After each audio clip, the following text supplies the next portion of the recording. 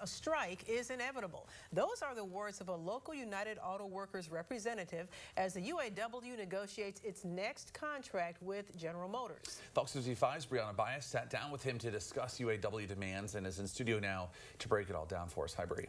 Hi, Barrett. Hi, Tara. General Motors representatives say they strive to create good working conditions for all of their employees and provide fair wages. But the UAW sees a lot of room for improvement still. And they have a pretty hefty list of demands. So hefty, the spokesperson I sat down with thinks they'll strike before GM agrees to their terms.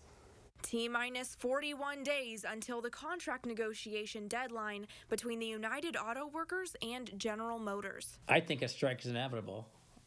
I do. Rich Letourneau with the UAW in Roanoke says the local plant employs around 4,000 people, and they all need to prepare to join the picket line. Most of the discussions has been surrounded around striking. I haven't heard a whole lot of conversation about collective bargaining. They renegotiate their contracts every 4 years, and in the past, union members have narrowed down their list of demands before handing them to GM.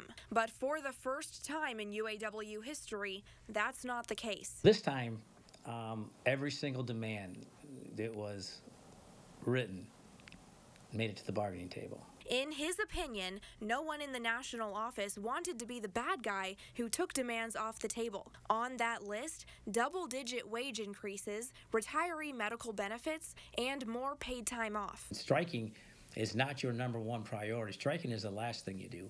Anybody can dump a bunch of stuff on the table and say all or nothing, but that's not collective bargaining. Letourneau says workers are also concerned about losing their jobs as GM shifts toward manufacturing electric vehicles. Everybody that works at this plant, when it started out, we all came from somewhere else. We came from plants that were idled closed or getting ready to close, or shifts were cut, so we all know what it's like to move away. But he says the company doesn't sell enough EVs yet to lay people off. Despite that comfort, he sees a strike ahead for the thousands of Fort Wayne auto workers. If you see us along the highway, come by, honk, respect us, and maybe drop off some food once in a while.